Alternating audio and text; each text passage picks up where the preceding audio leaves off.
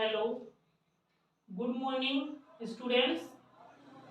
देखिए आज मैं अध्याय 5 एनसीईआरटी क्लास 10 का अध्याय 5 कवर करवा रहा हूँ।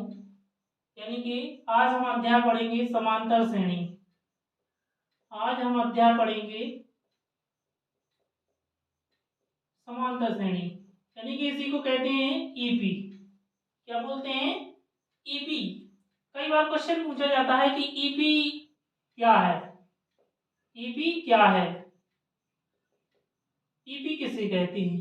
तो देखिए इसके बारे में, ईपी क्या है, ईपी किसे कहते हैं। वह श्रेणी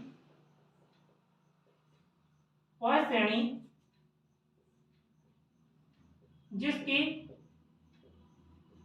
सभी पदों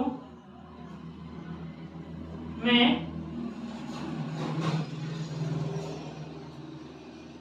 समान अंतर होता है उसे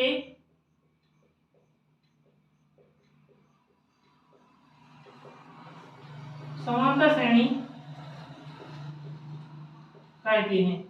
वह श्रेणी जिसके अंतर्गत या वह श्रेणी जिसके सभी पदों में समान अंतर होता है उसे समांतर श्रेणी कहते हैं। जैसे कि एग्जाम्पल के तौर पर 1 यानी कि वो 1, 2, 3, 4, 5 डॉट डॉट डॉट डॉट, यानी कि ये कोई एक नंबर यानी कि कोई एक संख्या लिखी है, ये वास्तविक संख्या लिखी है या कोई भी प्राकृतिक संख्या लिखी है 1, 2, 3, 4, 5। यानी कि अगर हम देख पा रहे हैं कि 1 और 2 में अंतर कितने का है, 1 का है। 2 और 3 में अंतर कितने का है, 1 का है।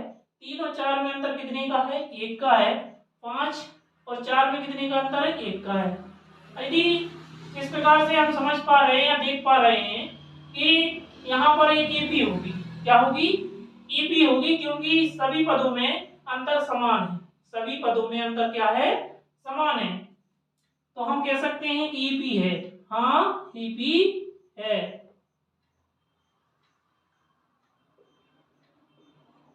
हाँ, ईपी है या ईपी होगी। ध्यान रखें। इसके बाद आज हम कुछ महत्वपूर्ण सूत्रों के बारे में बता रहे हैं हमें समांतर श्रेणी पढ़ने के लिए। जिस प्रकार से तुम्हें मालूम है कि हम कई टीचर उदाहरण देते हैं। इस प्रकार से ये कोई एक सीढ़ी है जिसमें देखते हैं कि इस सीढ़ी में जो गैप है वो क्या है, समान है। गैप जो है वो क्या है, इक्वल है, यानी कि समान है। अर्थात कह सकते हैं कि ये एक समांतर है। क्या है ये?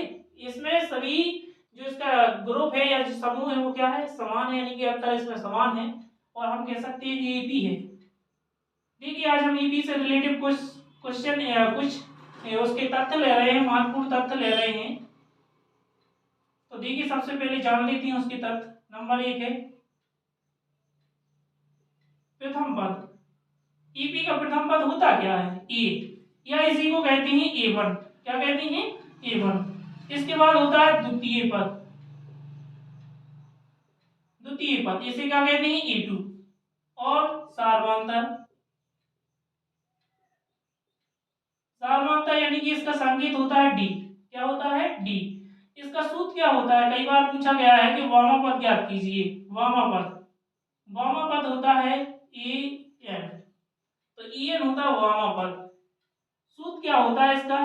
चूंकि En बराबर होता है a plus n minus 1, an बराबर a प्लस कोष्टक n माइनस 1 कोष्टक 1 इंटू डी लिख सकते हैं, जहां an वामापद है, a प्रथम पद है, n सार्वंतर है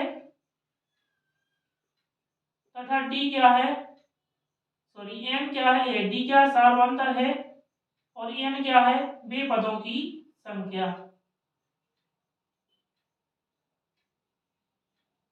जिस प्रकार से, यानी कि हमने तुम्हें लिखा है कि हम ईपी के बारे में पढ़ रहे हैं। ईपी की डेफिनेशन हमने ऑलरेडी लिखवा चुके हैं। वह श्रेणी जिसके सभी पदों में समान अंतर होता है उसे समांतर श्रेणी कहते हैं या ईपी कहते हैं।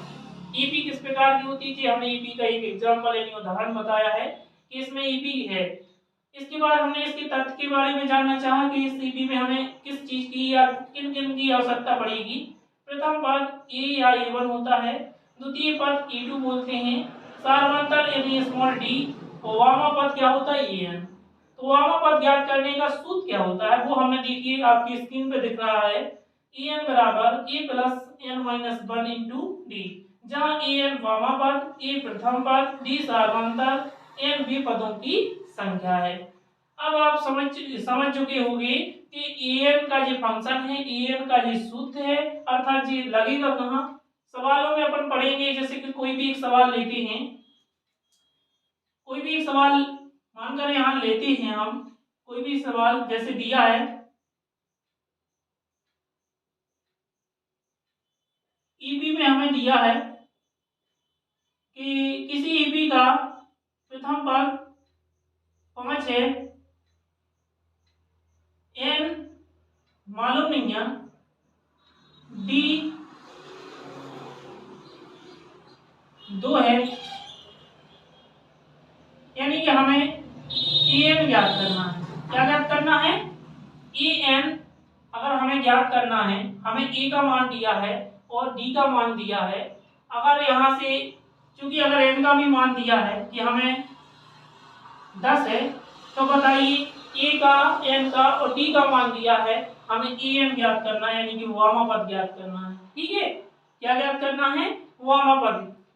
तो ठीक है, इसके लिए अपन फंक्शन लगाएंगे, इसी सूत्र में मान रखेंगे। ठीक है, हम मान रखेंगे तो देखते हैं, आपको दिख रहा है क्लियर।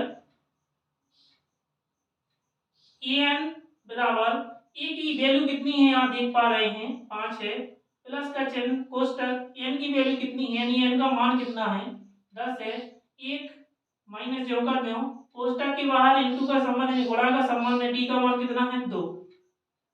en बराबर 5 प्लस 10 में से गया कितना 9, और कोष्टक के बाहर कितना है भैया 2 है।